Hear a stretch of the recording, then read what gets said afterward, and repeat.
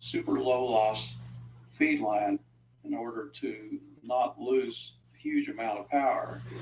So we can use window line, which is fine, except when it gets wet, it tends to be considerably lossy. So I prefer this type of line, and I've used these antennas many, many times, and they are really wonderful.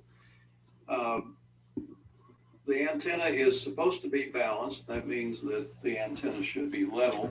If one side is closer to the ground than the other, we end up with some radiation from the ladder line. And that's because the feed line is supposed to have currents in them that are 180 degrees out phase.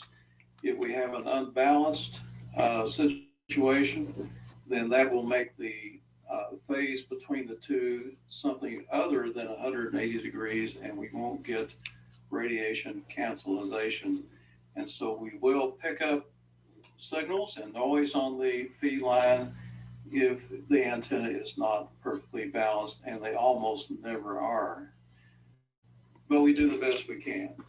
And then the tuner or matchbox has to have a balanced output, and if it does not, we'd have to use a balun, preferably a current type balun, in order to keep the magnitudes of the two currents identical. If the antenna is unbalanced for some reason, like I said, they usually are, then the tuner will actually burn off the excess current in one leg and keep the other leg the same. So you end up with the same magnitude of current in each line. Yet that does not stop the radiation, because the radiation is caused by the phase angle not being 180 degrees, and there's not too much we can do about it. So losses occur in the tuner.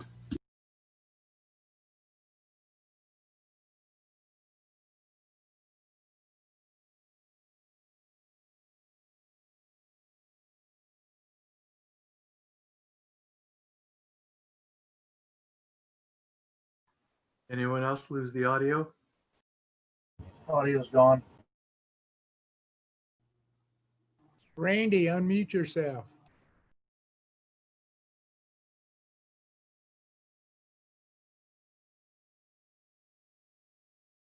It shows you've muted your microphone, Randy. I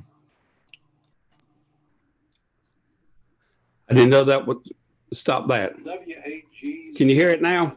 Which came out in 1936. Yes. Yes. Antenna, and it never Turn the volume up. popularity. Oh, we can hear you now. He morphed into this thing here called center fed dipole, or the coax fed Wyndham. Later on, it became the Carolina Wyndham. And the theory is that somewhere along this antenna, there'll be a impedance on several bands that we can match with a balun that has a 4-to-1 or 6-to-1 ratio.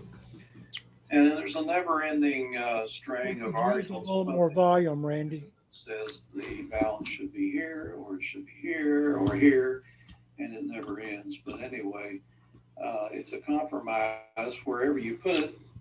And the SWR on the feed line will be fairly reasonable on at least 3 or 4 bands. And it's a handy antenna to use in those instances where it matches. The radiation pattern on all of these antennas is going to be random, because as we change frequency, the pattern of our antenna changes.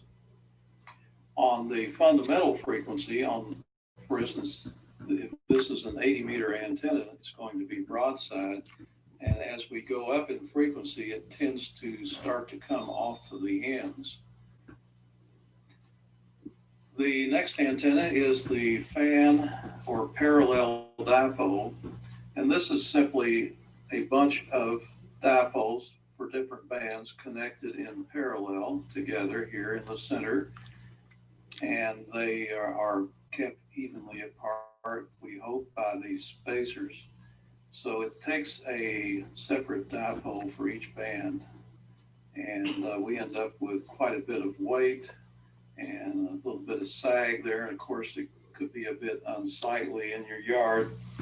It's tricky to adjust to try to get the SWR right on each band because these things interact, and you can get one trim for one band and then the next one gets messed up. So it's, but anyway, it's an efficient antenna once you get it set up correctly. And note the weight here is already making our photograph start to sag. You can put it up with one support in the middle and drop your dipoles down like a maypole if you want. And you have to drop your coax straight down and then come down on the ground with it because that'll tend to put some RF into that coax. It's nice because the directivity is predictable. It will always be broadside because these are dipoles. The trap dipole has pretty much fallen out of use.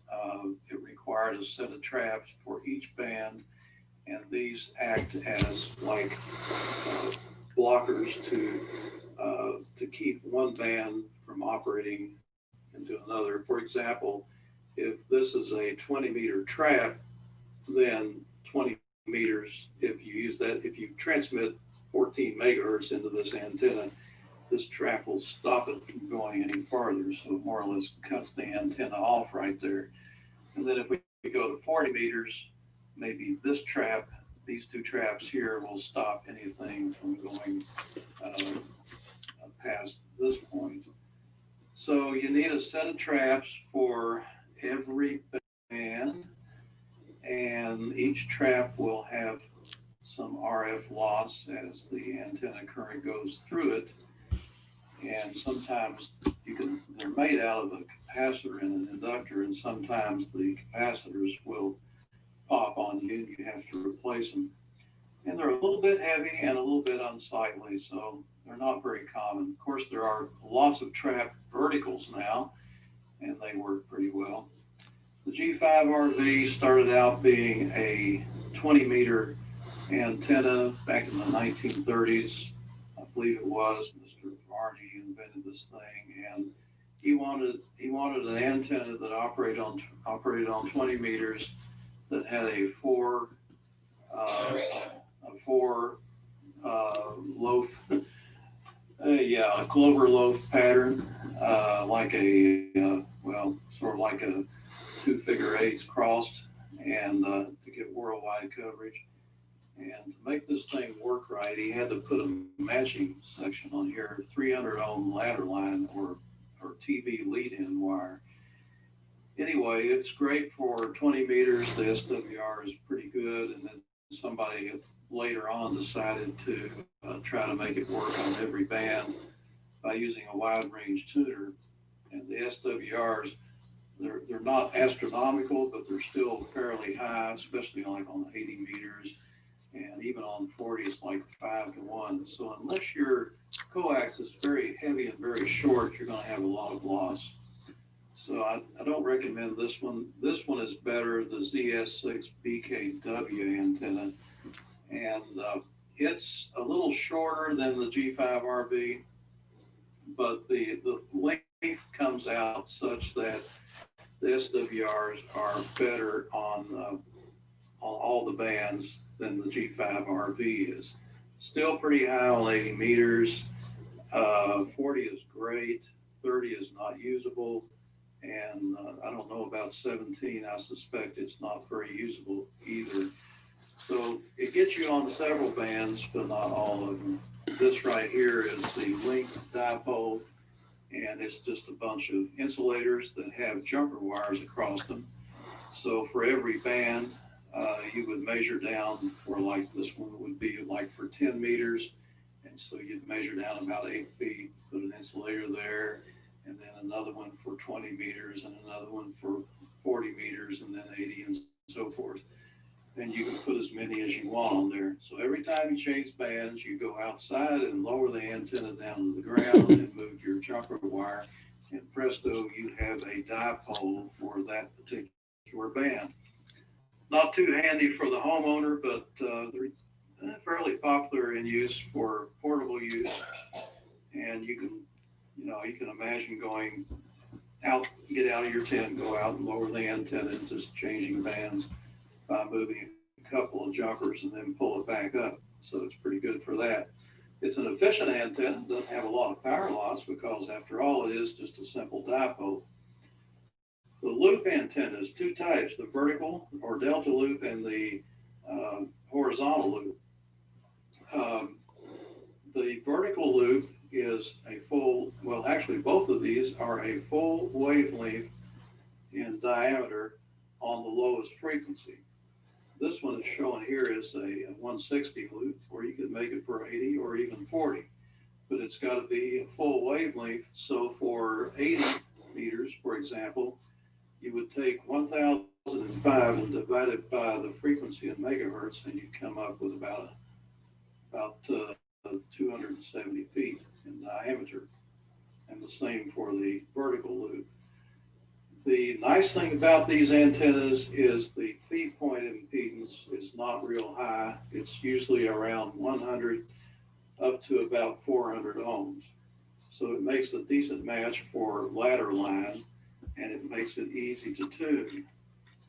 The radiation pattern on the vertical loop would be low on the low bands, so it would be a good low band DX antenna, but on the high bands, the radiation angle tends to be very high, going straight up, and that's just the opposite of what you need.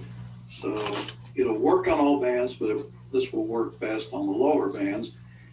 This one, the radiation angle on the low bands would be really high, which is fine because you might want to use this for local nets going out to maybe 500 or 1,000 miles. For DX, this one would be better on the low bands.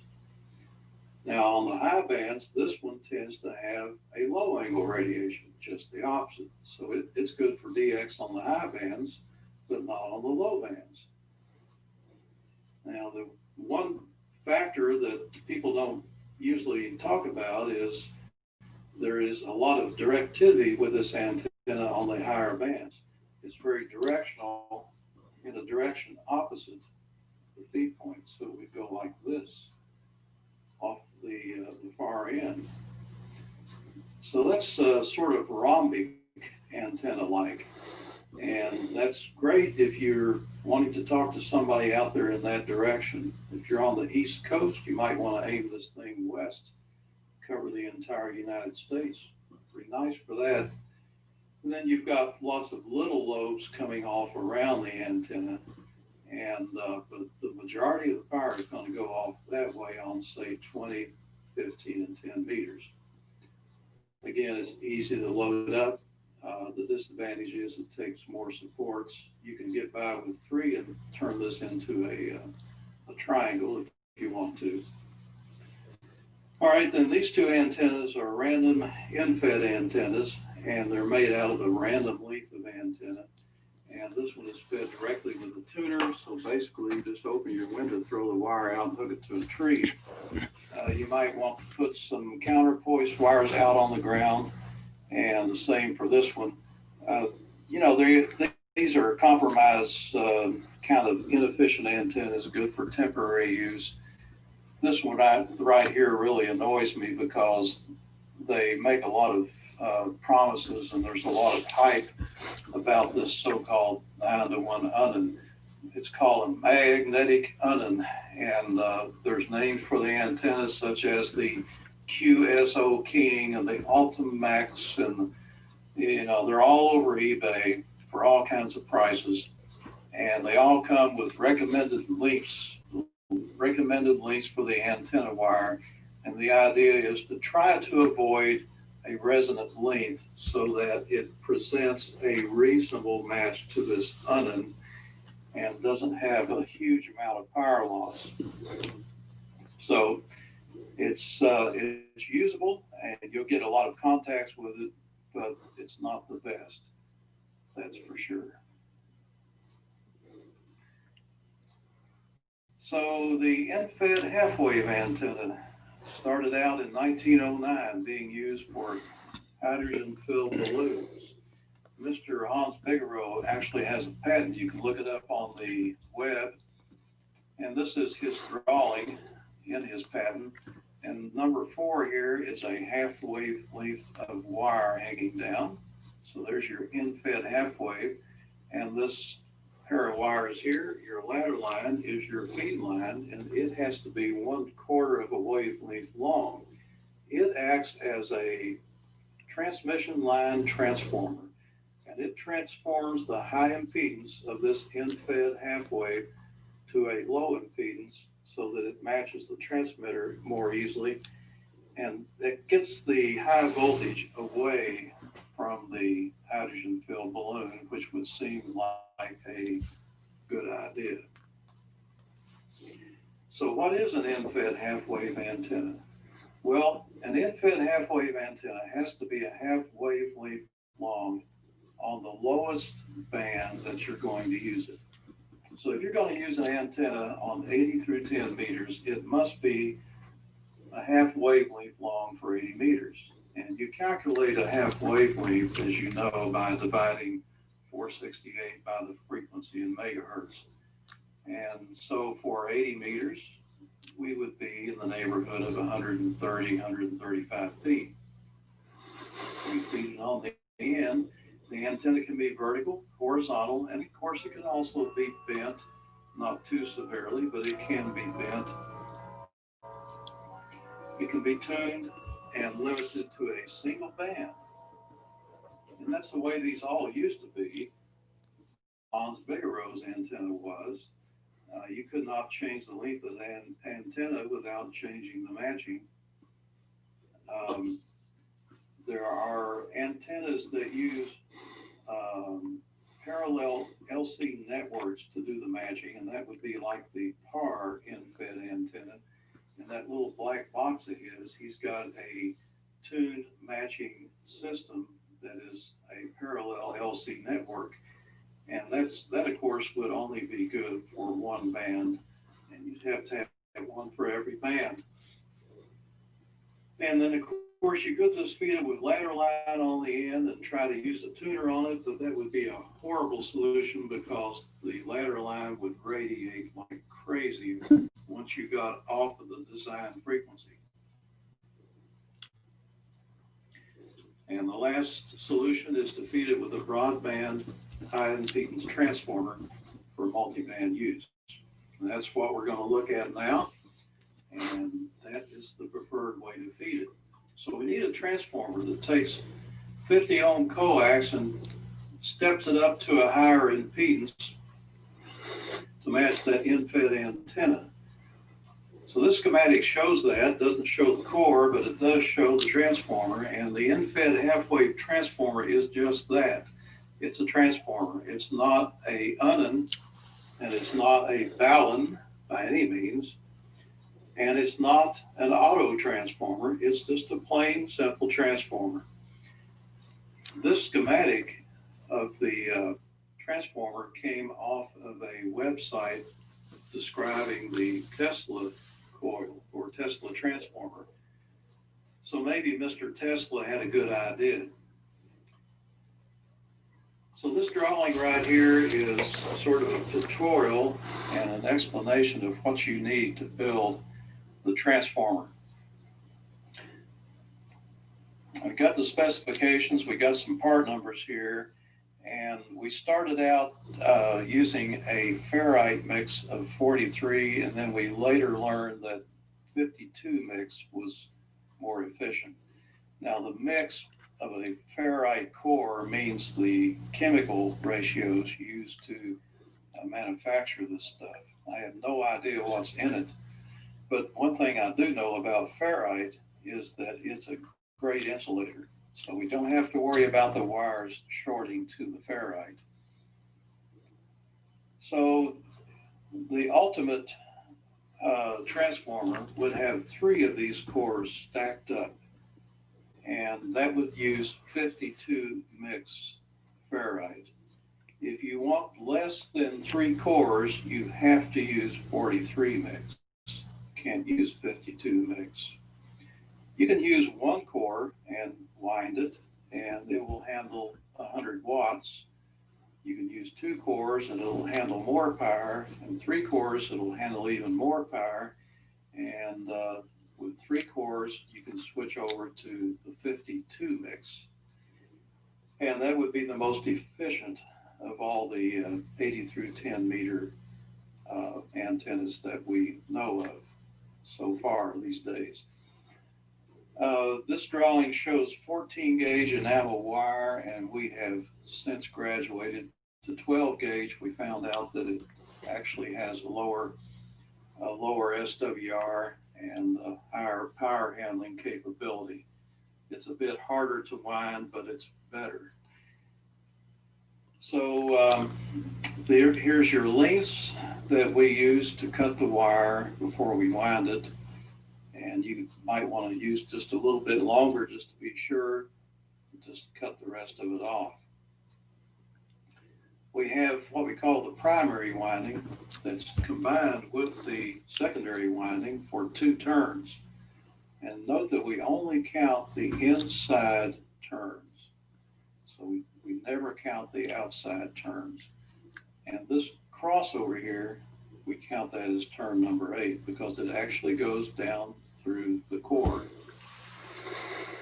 There are 3 factors that improve the performance on the higher bands, 20, 15, and 10. First, the capacitor. It is necessary. It's got to be 100 picofarad capacitor, and it needs to be a high voltage capacitor. I would recommend using at least 3,000 volts or maybe 6,000 volts. But once you get up there over several thousand volts, it doesn't matter. They're all cheap.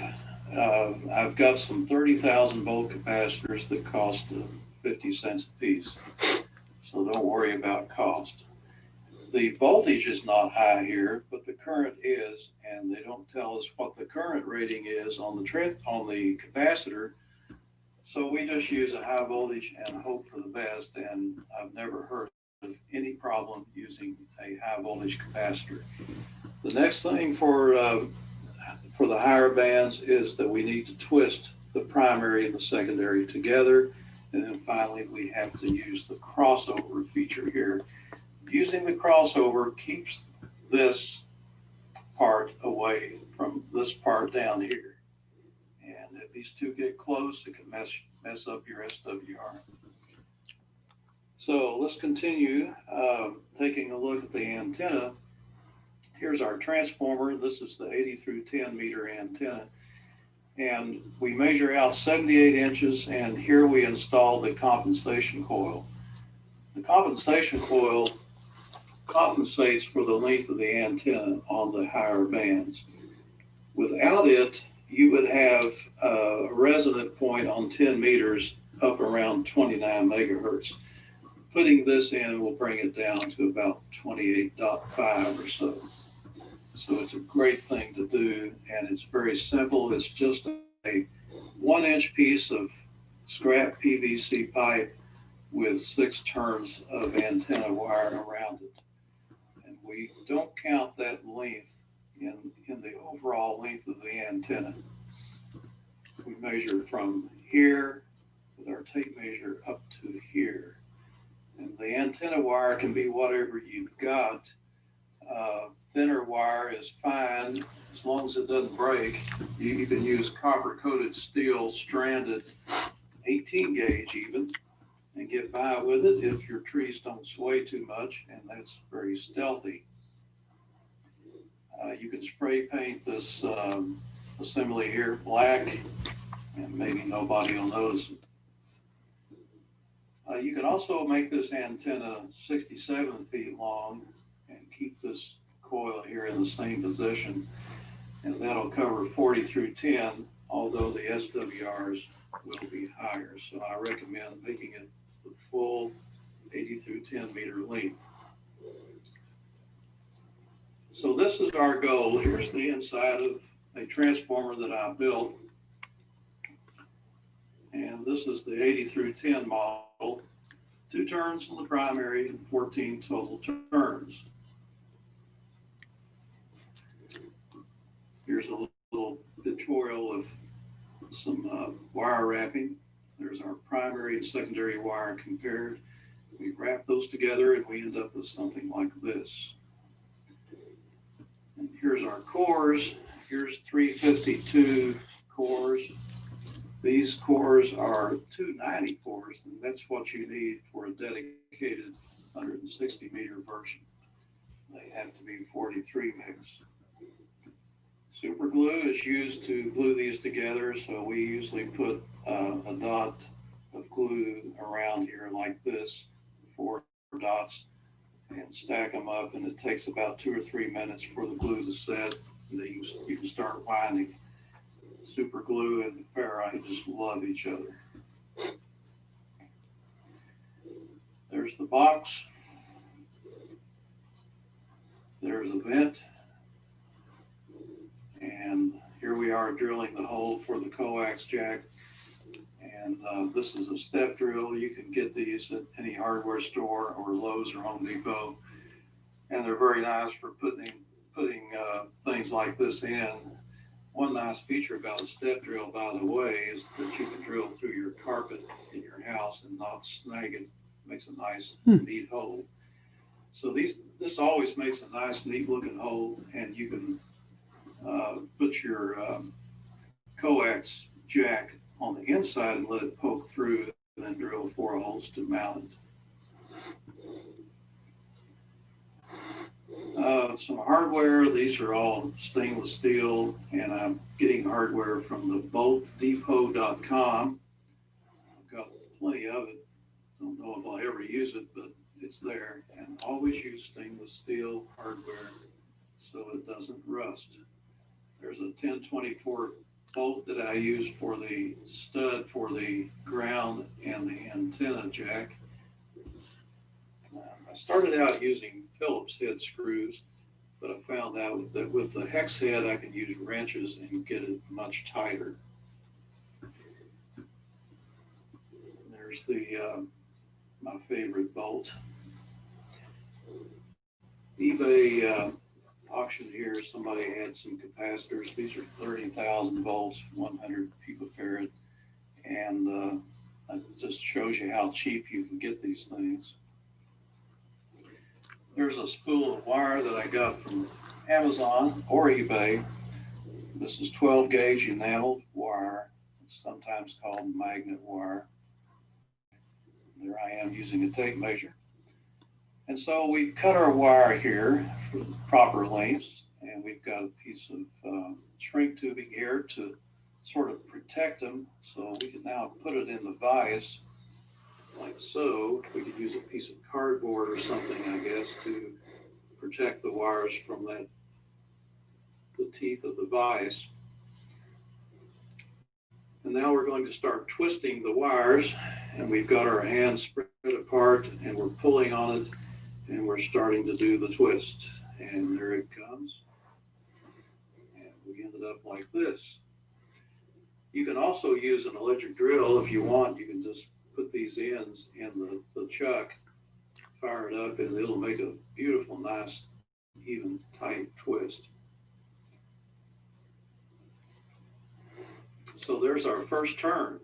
Remember, we count the passages through the center, and this is actually a complete turn. And we bend over like so, and there's our first turn complete. There's the second turn, and so forth.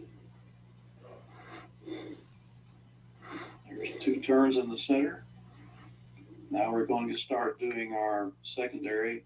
And what I do is I take my thumb and I push this wire down through the center. If you try to go get the far end and poke it down through there and work it through, you're going to end up with a bunch of kinks and tangles. So I prefer doing it this way and then flip it over and grab the other end and pull it up through that way. makes a little bit neater job. And as you're pulling it, try to keep a tension on it and bend it over the toroid, and it'll come out looking pretty good. I used some previously used wire just to make this video, so forgive the kinkiness there. There I am putting the mighty grip to it.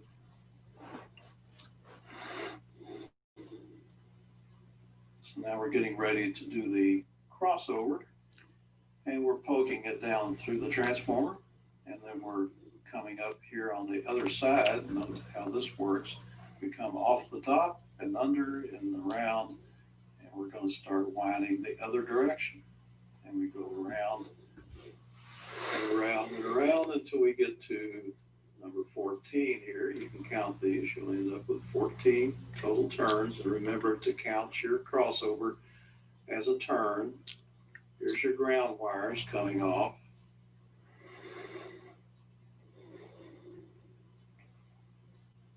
And there it is, all wrapped up.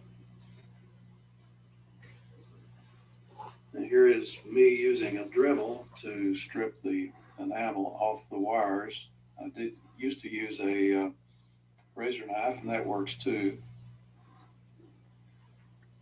And so we solder our SO239 and our lugs onto the ground. This right here will end up going to the ground lug. Over here is the antenna solder lug.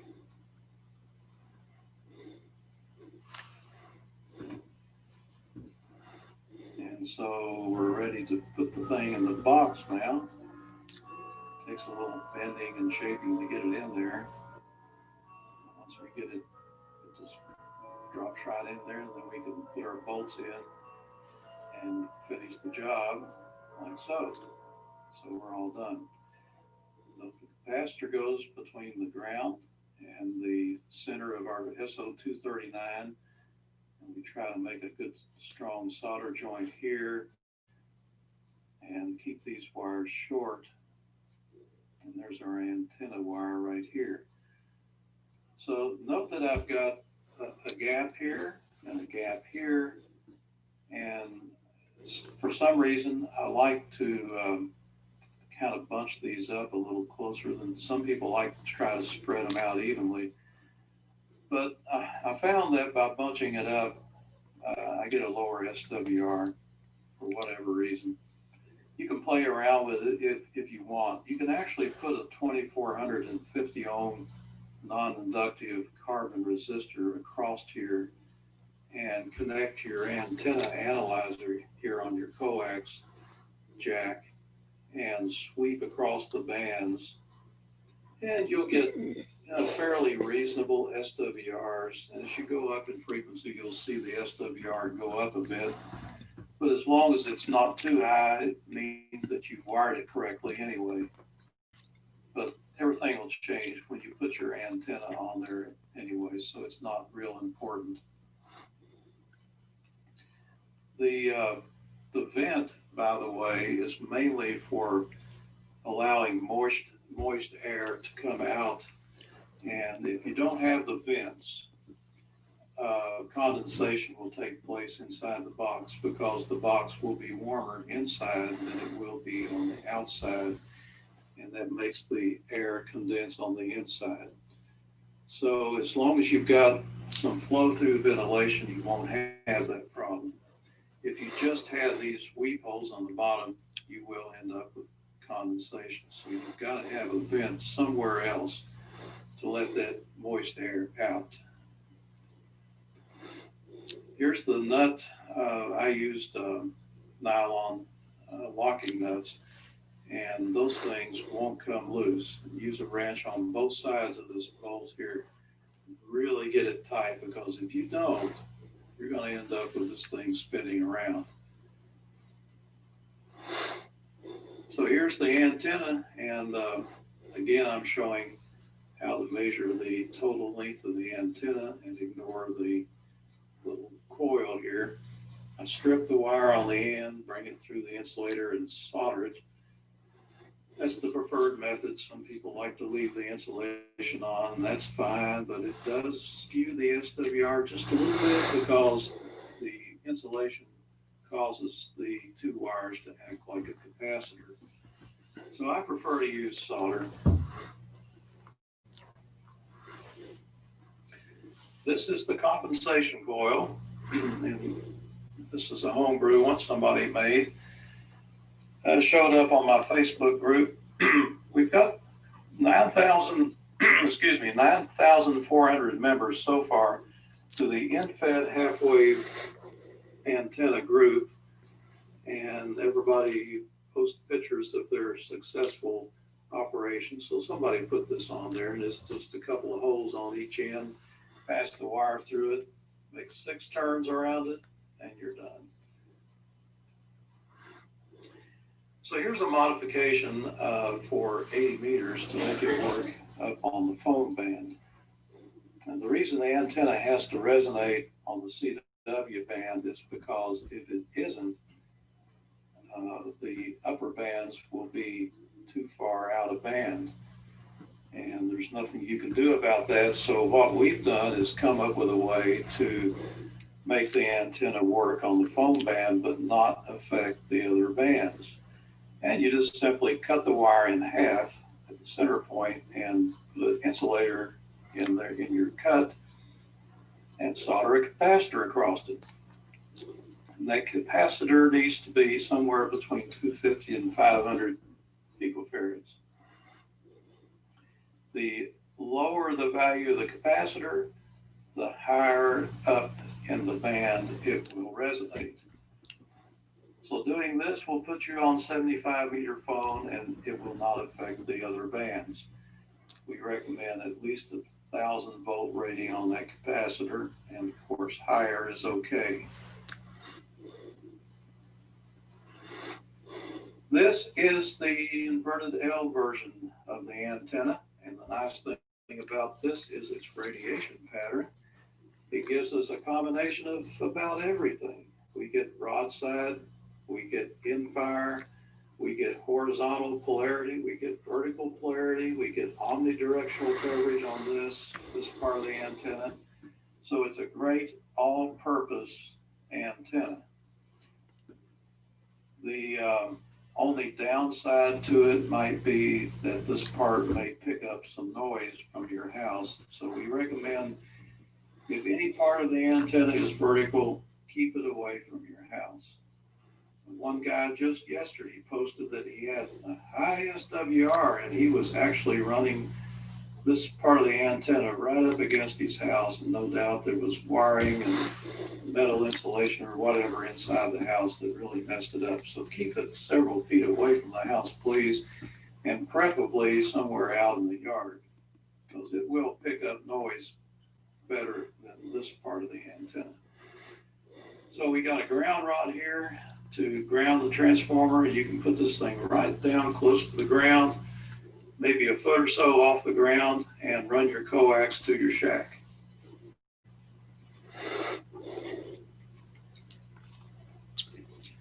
This is the horizontal version of it, 80 through 10, 134 feet long.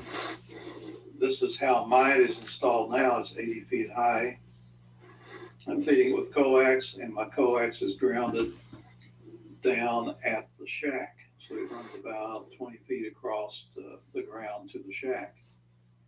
It's a tremendous antenna. It covers all bands. I've got low SWRs everywhere. 17 meters gets up to about 2 to 1, but everything else is really nice and low.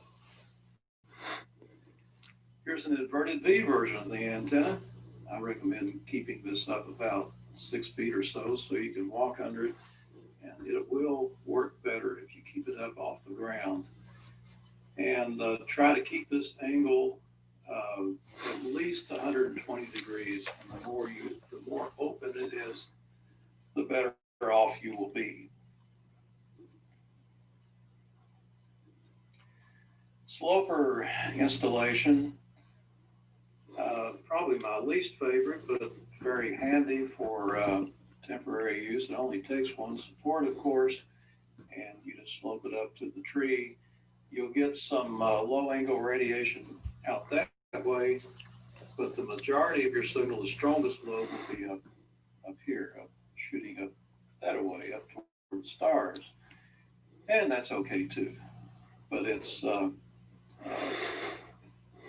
the best. I think of the 3 or 4 different ways that I've shown here, I think maybe my favorite is the horizontal, and then the inverted L, then the inverted V, and then this one.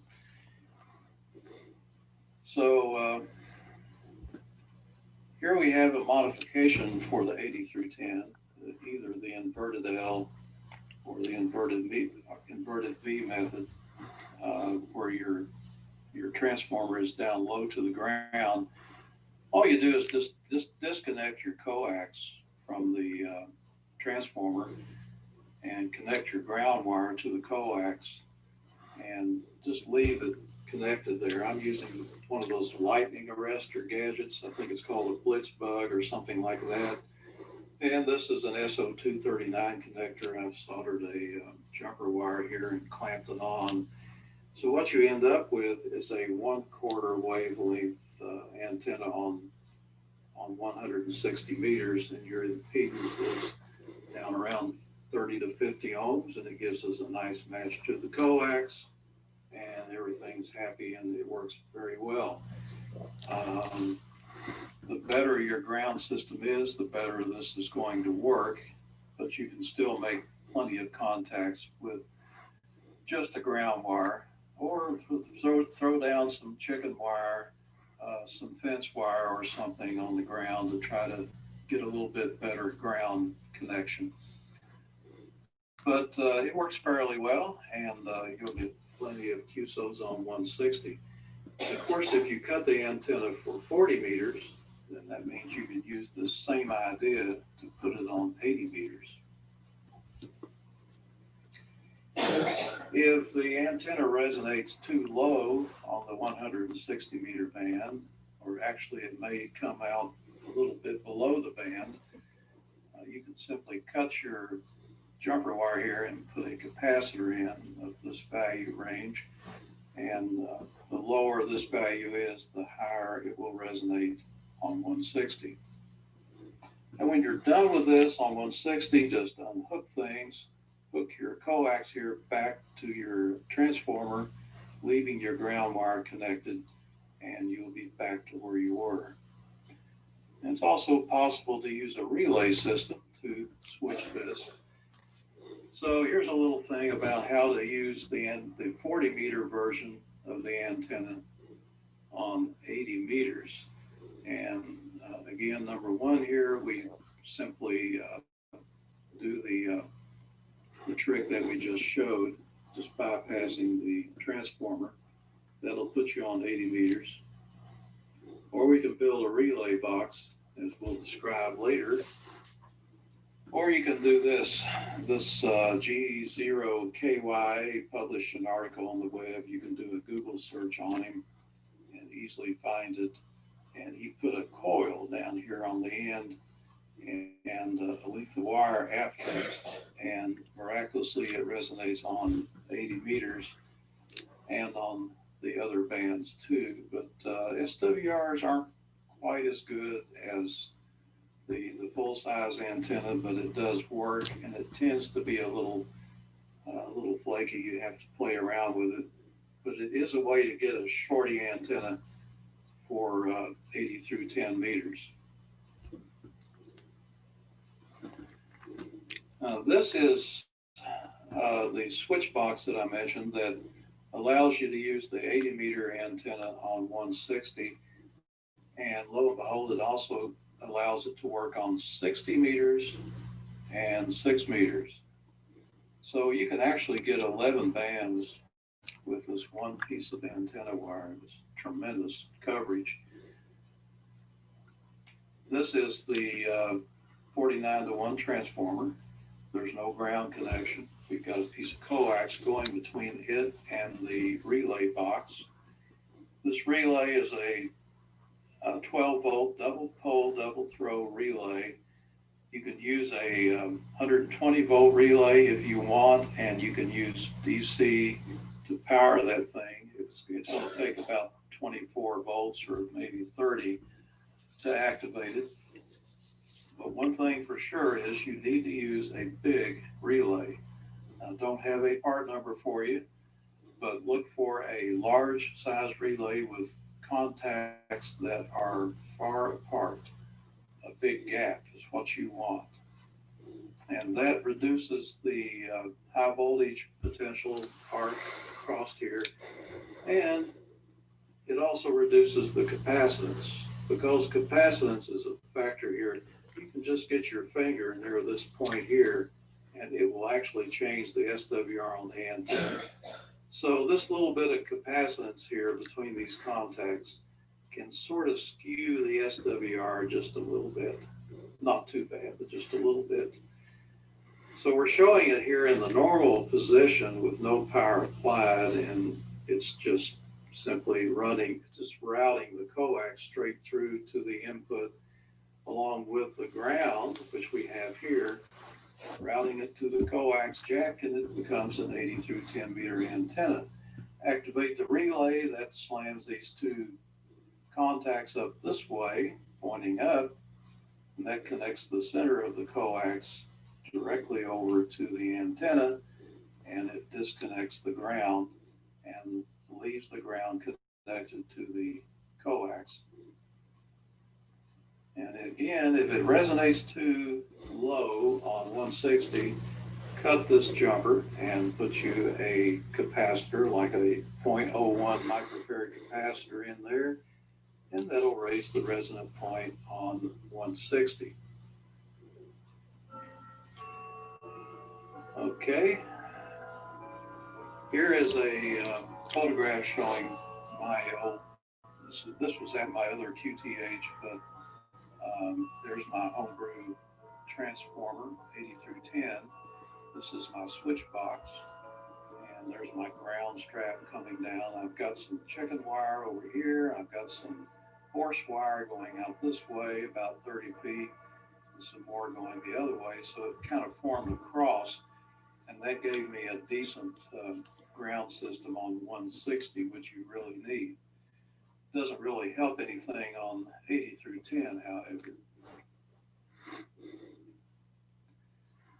Now, if you want to make a full size 160 meter antenna, all you need is 260 feet of wire, and your compensation coil is not needed. Your transformer is all different. It has to be size 290, and the mix has to be 43. And there has to be 3 of them stacked up. The winding ratio is different. It has to be 3 primary and 21 secondary turns.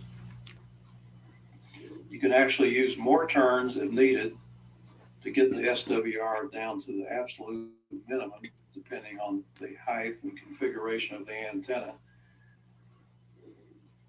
I've seen it, well, I put one up for a guy a while back, and he had a vertical section of 100 feet, and then the rest of it was horizontal, and he ended up using this number of turns, 21. Mine, I use 30 turns because mine slopes up to 80 feet and goes horizontal for the rest of the way. And since it is so low, comparatively, it works best with 30 turns. No crossover winding, you don't need it, you don't want it. 14 gauge wire, not 12, and you've got to have a 200 picofarad capacitor instead of a 100. You can put 2 100s in parallel to get 200. The power rating on the thing is way over 2,000 watts. You have nothing to worry about there. And use 12 gauge wire for this antenna because that's a lot of wire. It will work on 75 meters just fine. You'll have a nice low SWR. It'll be a low loss system. It'll have a lower angle of radiation than the 80 through 10 version would. That's great for DX, but for local use, the other antenna would be better. Here's a picture of the transformer that I built. This is 3 turns and 21 turns secondary. 3 primary and 21 secondary. There's our capacitors.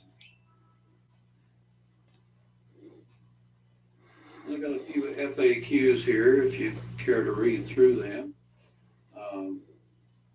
RFI, a lot of people bring this up as a potential problem for the Mfed half wave. However, with 9,000 plus members to the group, we just really haven't had many problems. If you do have an RF problem, it's likely because you ran your antenna too close to the house. We see that every now and then. Running the antenna over the house might set off your smoke detectors, but it would for any antenna. So we recommend grounding the coax, as you would with any antenna, grounded before it goes in the house. And if you want, you could use a common mode choke near the shack or in the shack to try to keep any antenna currents off that coax. You can buy these chokes from DX Engineering and a lot of places. Myantennas.com has a really nice one that works great. And I have used that one right now. I don't have any chokes at all, and I don't have any RFI. Who invented the antenna? Nobody takes claim for it. If they did, they're probably lying. The thing just cropped up somewhere in the Scandinavian area and traveled across Europe and migrated over to the US by myantennas.com. And he makes great products. They're worth looking at. I don't think he's using 52 mix, but anyway, take a look at him. There's also another brand in the Netherlands that's in Holland, actually, made by Mfed company. And so just read down through these. We've got some suggestions here. And do you need a counterpoise? That always comes up. No, because older versions of the Mfed half wave, a lot of articles recommended using a counterpoise, but it was a totally different design, and a counterpoise could be counterproductive on this design. You could actually end up radiating as much power from the counterpoise as you do the antenna, so do not use a counterpoise.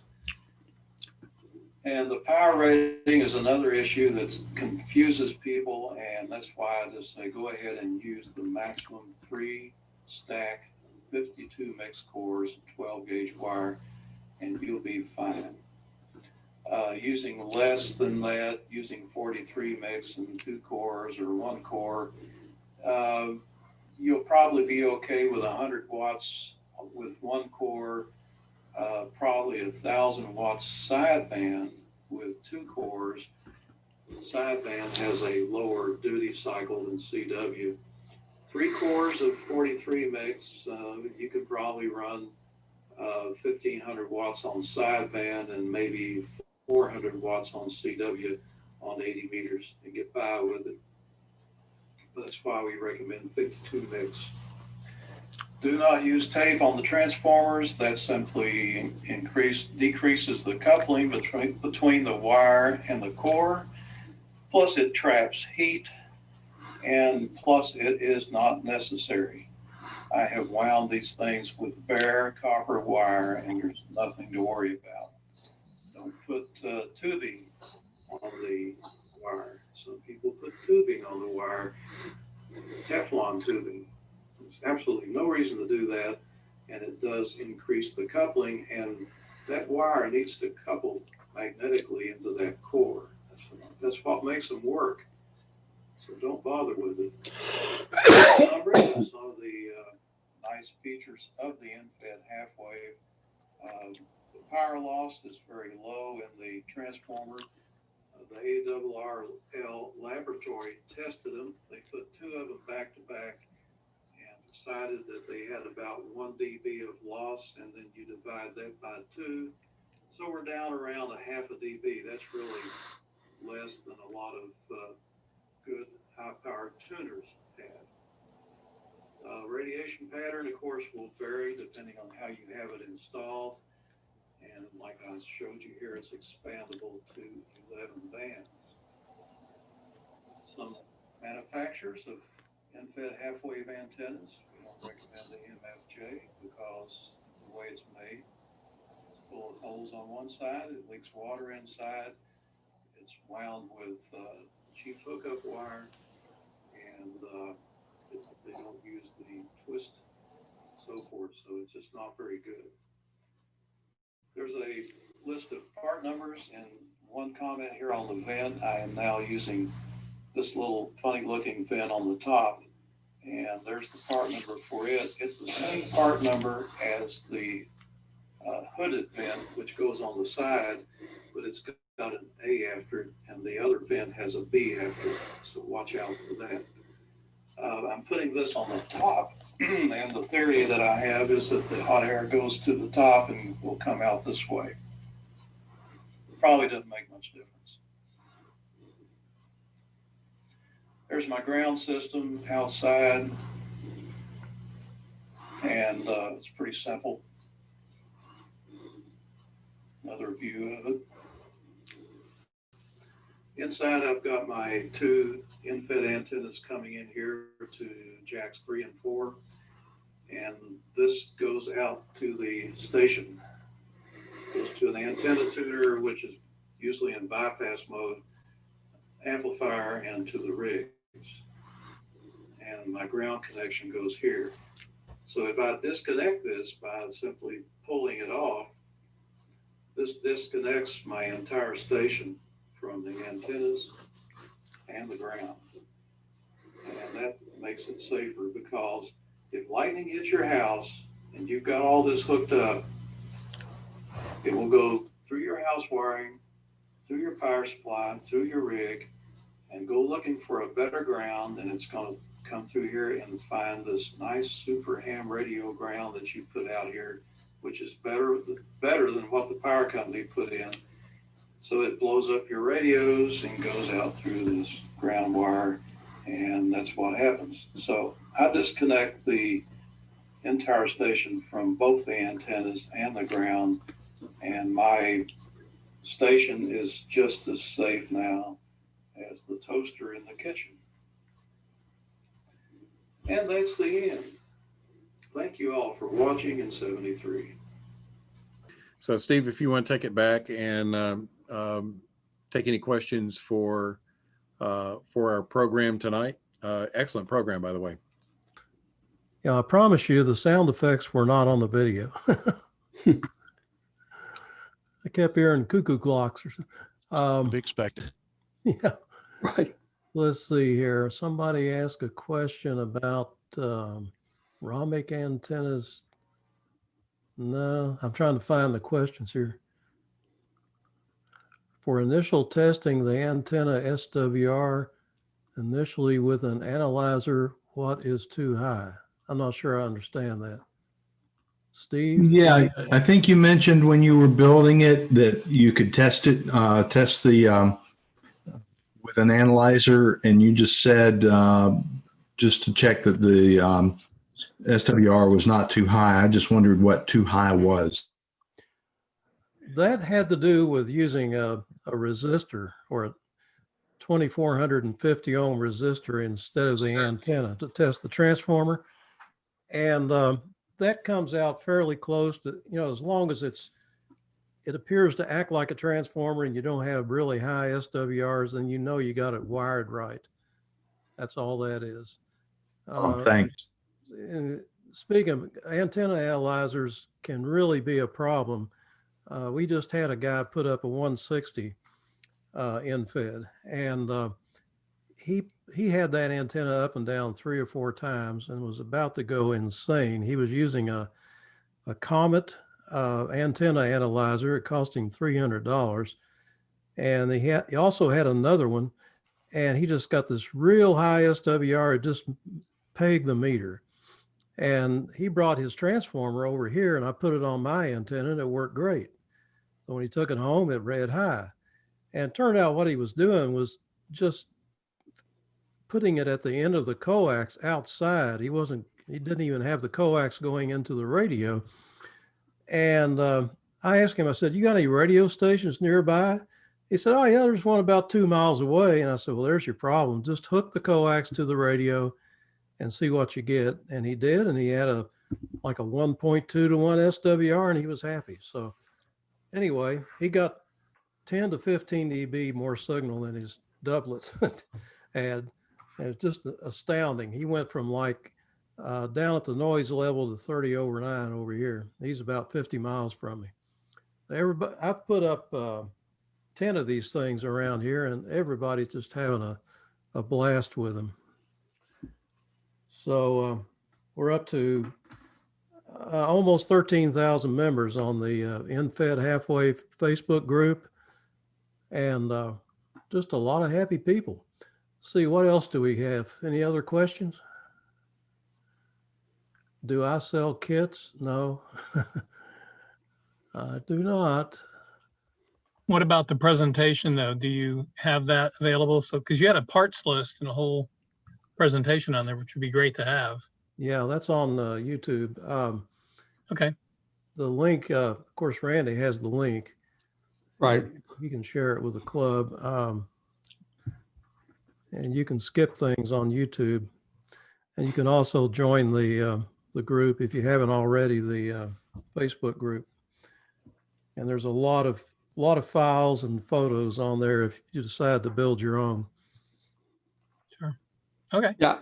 For the video we just saw, I went on YouTube and searched on Steve Ellington, multiband, and HW,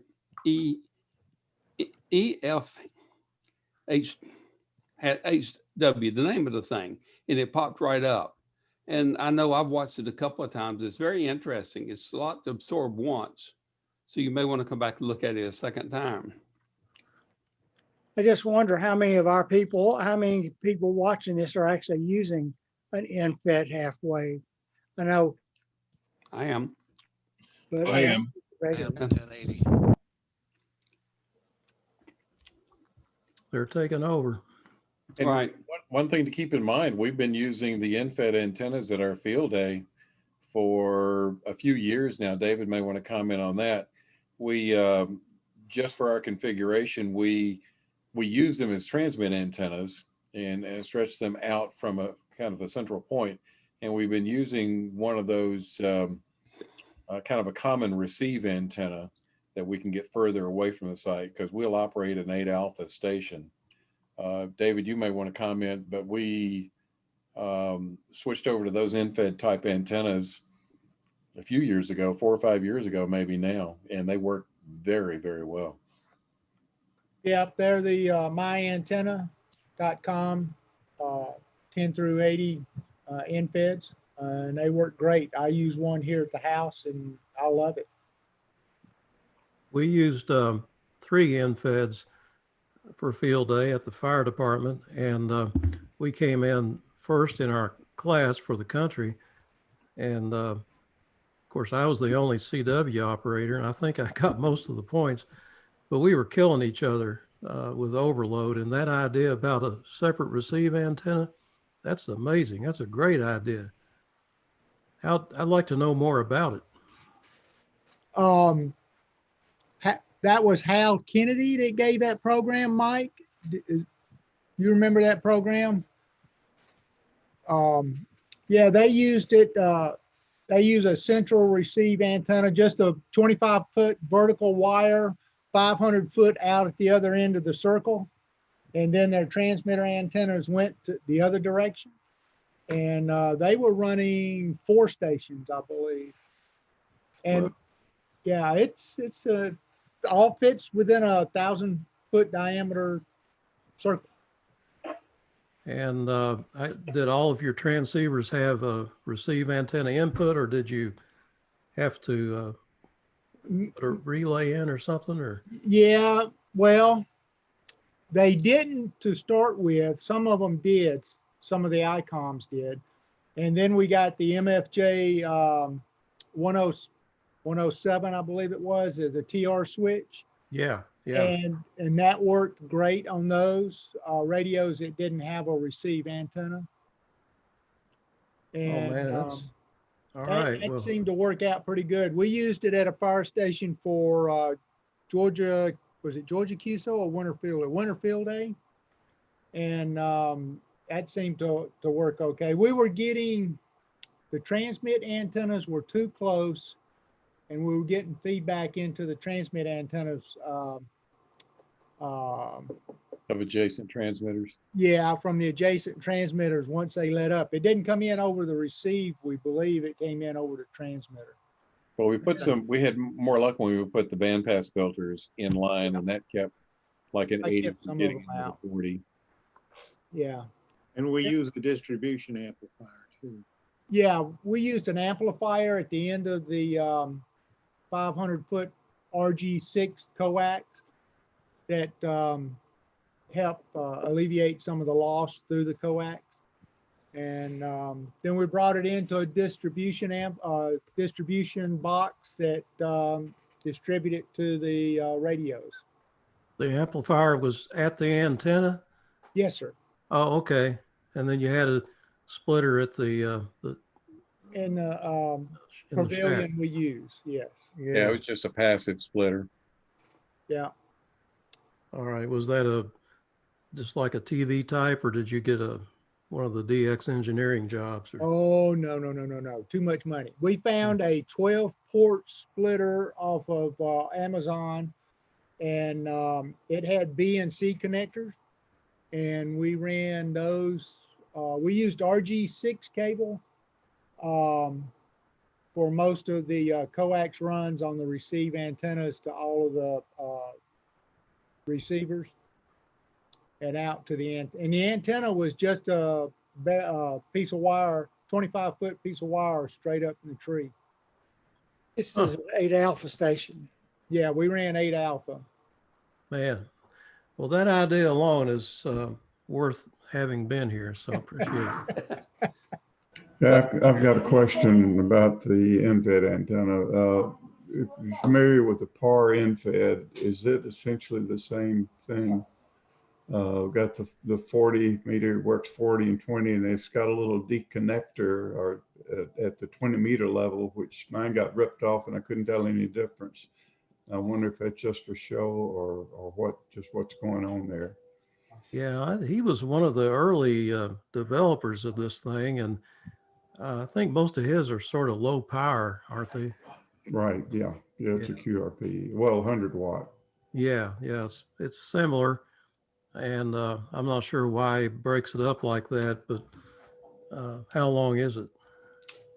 65, 67 feet. Okay. And it's called a 40-20 meter version. Yeah. Like I say, I ripped the little disconnector. It's got a little pigtail at 20 meter, and it's supposed to make it work on 20. Mine got ripped off in an oak tree, and I never could tell any difference. The 80 meter version is the best because the work bands work. On the 40 meter version, they really don't. It's the way it is. And speaking of common mode chokes, I did mention those in the video, but I've since developed or adopted these, and I just build these myself.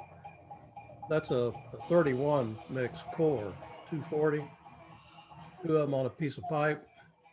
There's about 10 or 12 turns of RG 400.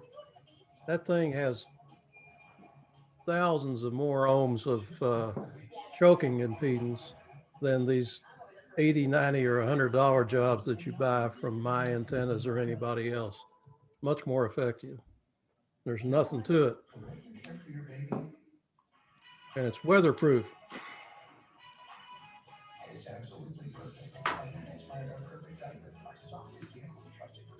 Any more questions?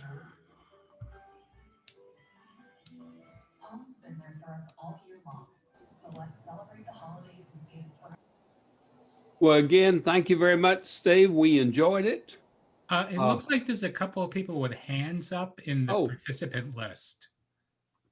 Yeah, Steve, this is Charlie Allport, WS4TOT in Sewanee. How are you this evening, sir? Okay. Listen, I came in late to the presentation, unfortunately. I really regret it now. I'm glad this is being recorded. I am a relatively new amateur radio enthusiast. I've only had my license for 2 years, and I bought an Mfed from my antenna upon the recommendation of my Elmer, and paid, I'm not sure, I think it was $140, somewhere in that area. You may have covered this at the beginning, and I do apologize if you have to repeat yourself.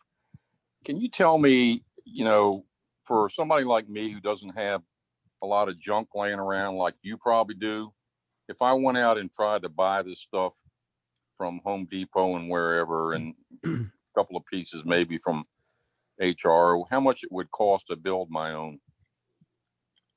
Just a guess. About $50. Okay. And if you throw in the wire, you probably have to buy more wire than you need. So, allow $50 to $75. Those Okay. 52 mix cores are expensive. They're about $10 a piece. So if you use 43 mix, they're only like $4 a piece. But you pay shipping and all that. Yeah, $50 to $75. Well, thank you very much for the presentation. I really enjoyed it. The Mfed really fits my homeowners' complications I have. It's very easy for me to hide in the trees, and it's really my only choice. So I'm going to try to build one myself. Thank you again. You're welcome. I see Lee Johnson has his hand up. Lee, if you want to unmute and ask your question, you still have it. I didn't think I had my hand up, as a matter of fact. I just checked in late, and I had my operating system on my Mac's not working, so I'm on my iPhone, and I didn't realize I had my hand up, so I'll take it down somehow. That's okay. That's okay. All right. Any other questions? Or do you have one now? No. I just want to thank Steve. He and I have talked before, and I've got 2 Mfeds up, and they're wonderful antennas. All right. I'm just a disciple of Steve's. I think he probably gained a few tonight. John, I think Yes. we've got several new visitors watching with us tonight. We don't necessarily have to acknowledge them one at a time, but we appreciate them coming and taking a look and hope they learn something. Absolutely. I have seen some other people that I didn't necessarily recognize. So we thank you for coming. Steve, thank you very much for an excellent presentation. And again, he has those on YouTube, and you can look at that again. The first part of his presentation was playing his YouTube presentation or recording that went through the whole construction parts list, advantages, disadvantages. So you can certainly do that. But Steve, thank you very much for joining us tonight. And like I said, you probably gained a few new disciples tonight. Hey, John, this is Dave, if I could add. Yes. For those people that are not members of GARS, if you go to the GARS website, there's a link for our discussion group. We use groups.io as a discussion group, kind of like the old Yahoo Groups days. And if you join our groups.io group, you will get notifications for our upcoming meetings along with the Zoom dial-in information, and we hope you can join us. Okay, thanks, Dave. Any other questions tonight? Is it time for my closing remarks? Sure. Move we adjourn.